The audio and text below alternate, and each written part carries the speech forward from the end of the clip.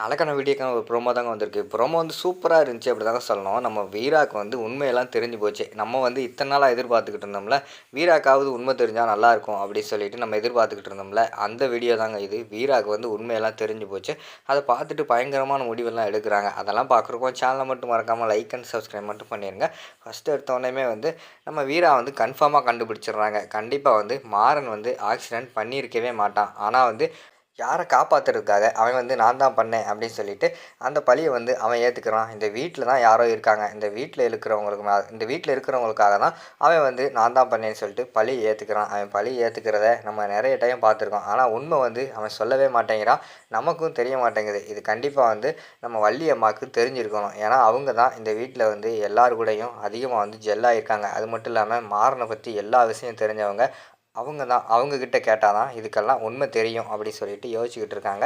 என்ன பண்ணலாம் அப்படி சொல்லிட்டு அவங்ககிட்டயே போய் கேட்கலாமா என்ன பண்ணுறதுன்னு யோசிச்சுக்கிட்டு இருக்காங்க. சரி இதுக்கு மேலே வந்து பொறுமையா இருந்தா சரிப்பட்டு வராது. போய் கேட்டுருவோம் அப்படிங்கிற மாரி சொல்லிட்டு அவங்க யோசிச்சுக்கிட்டு இருக்காங்க. ஆனா அதுக்கு முன்னாடியே வந்து நம்ம வீராவுக்கு வந்து ஒரு டவுட் வருது. ராகவன் மாமா தான் இந்த ஆக்சிடென்ட் பண்ணியிருக்க வாய்ப்பு இருக்கு. ஏன்னா அன்னைக்கு கார்ல போனது மாறன் போயிருக்காங்க. அதுக்கடுத்து பார்த்தா ராகவன் 2 பேரும் தான் போயிருக்காங்க. அப்படி இருக்கும்போது மாறன் வந்து ஆக்சிடென்ட் பண்ணலைன்னா கண்டிப்பா நம்ம ராகவன் மாமா தான் பண்ணியிருக்கணும். ராகவன் மாமாக்காக தான் மாறன் வந்து பழிய ஏற்றுருக்கணும். இப்போ என்ன பண்ணுறது அப்படின்னு சொல்லிட்டு யோசிச்சுக்கிட்டே இருக்காங்க. அந்த பக்கமாக வள்ளி போகிறாங்க.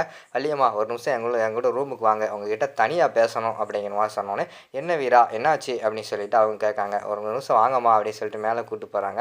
இல்லைம்மா இந்த வீட்டில் எல்லாருமா சேர்ந்து என்கிட்ட ஏதோ ஒரு விஷயத்தை மறைக்கிறீங்கன்னு மட்டும் தெரியுது அப்படிங்கிற மாதிரி சொல்கிறாங்க.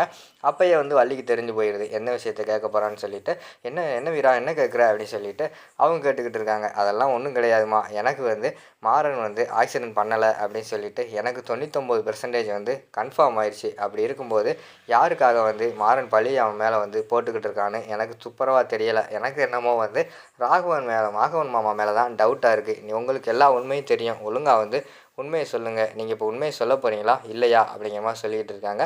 அப்படியெல்லாம் இல்லைம்மா அப்படிங்கிற மாதிரி சொல்லி சமாளிக்காங்க. இங்கே பாருங்கள், நீங்கள் பேருக்கு தான் எனக்கு 3 பசங்களும் முக்கியம். 3 பேரும் ஒன்று போல தான் அப்படின்னு சொல்லிட்டு நீங்கள் வந்து சொல்லிக்கிட்டு இருக்கீங்க. ஆனால் அப்படியெல்லாம் கிடையாது. எனக்கு தெரிஞ்சு நீங்கள் வந்து உங்கள் ராகவன் மாமாவுக்கு தான் அதிக முக்கியத்துவம் கொடுக்குறீங்க. அவருக்காக மித்தவங்க பழி ஏற்றுக்கிட்டாலும் பரவாயில்ல அப்படின்னு சொல்லிட்டு நீங்கள் வந்து அமைதியாகவே இருந்துக்கிறீங்க அப்படிங்கிற மாதிரி சொல்லிக்கிட்டு இருக்காங்க.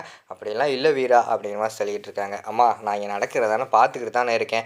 என்கிட்ட இப்போயாவது உண்மையை சொல்லுங்கள். நீங்கள் இப்போ உண்மையை சொல்லலைன்னா நான் இந்த வீட்டை விட்டே போயிடுவேன். உங்கள் எல்லாத்தையுமே தலை மூழ்கிட்டு நான் இந்த இடத்த காலி பண்ணிடுவேன். இது வந்து எங்கள் அண்ணன் மேலே சத்தியம். நான் மறுபடியும் சொல்கிறேன்.